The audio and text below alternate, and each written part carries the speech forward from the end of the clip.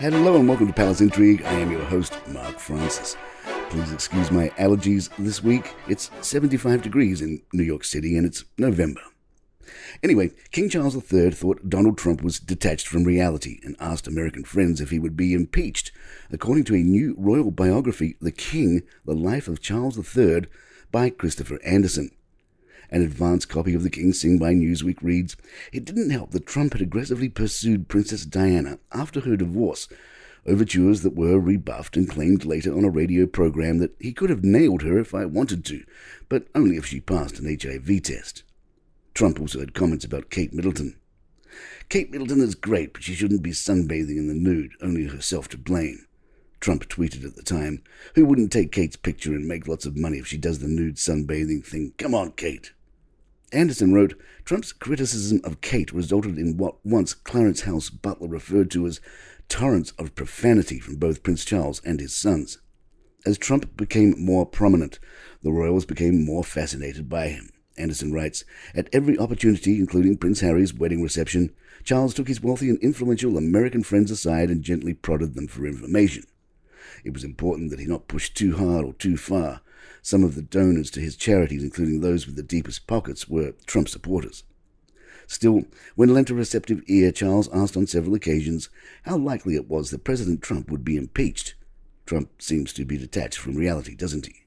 He asked a former Washington official who now headed up a major U.S. conglomerate. What a ghastly, awful man.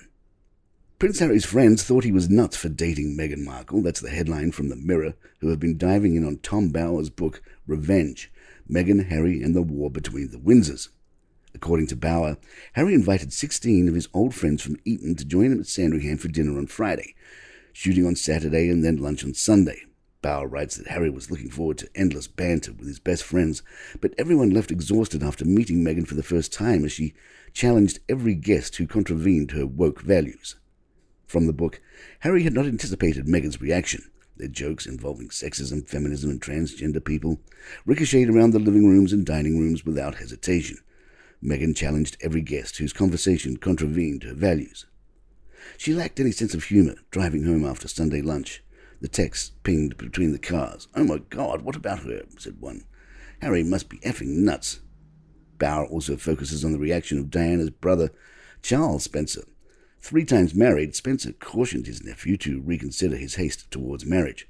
His advice provoked a bitter reaction. This was going to be really hard. Harry would later reflect on establishing Meghan's place in the family. One of his recurring concerns was insufficient money if they married. Although Harry annually received about £1.5 million from Charles, Meghan had been advised to continue acting to supplement their income. By that point, Meghan knew from her agent, Nick Collins, that her acting prospects were limited. Omid Scobie, her official biographer, would accurately summarize her exit from Hollywood. "She wanted a more meaningful career," he wrote. "She could be doing so much more with her platform." Her frustration remained. She was tantalizingly close to sealing her future, but nothing was official. Bower adds that Meghan's former talent agent, Gina Nelthorpe-Cowan, told Meghan she wouldn't be able to make any more movies with her priority set to become royal life instead. Meghan is said to have said, "Gina, save it. Stop it. Be quiet. I don't want to hear any negativity. This is a happy time for us." Palace Intrigue will be right back. Prince William announced the finalists for the Earthshot Prize via a quirky video. The clip featured William walking in a garden while using his mobile phone, adding to text messaging chat group the newly announced 15 finalists. William said in his clip, "Hello, Earthshot finalists for 2022. Great to have you on board. You are doing fantastic work, and I'm really looking forward to Boston." William and Kate are expected to visit Boston on December 2nd. With all the travel, the prince may not have time to Netflix and chill, despite the suggestion of one supporter. Wills was visiting the Garden Cinema in central London to learn more about the Royal African Society's biennial event, Film Africa, a film festival celebrating black stories on screen. The Mirror reports William sat in the audience for the Q&A session. When William expressed interest in watching more African films, he was advised he could Netflix and chill by Ebony Life Films founder Mo Abadou. The prince simply nodded. Palace Intrigue has reached out to Kate Middleton for a comment. And there you have it. If you'd like to email us, our address is thepalaceintrigue@gmail.com. Please follow us on Spotify, iTunes, Google Podcasts, or wherever you get your favorite shows. I'm Mark Francis. My thanks to John McDermott. This is Palace Intrigue, and good times.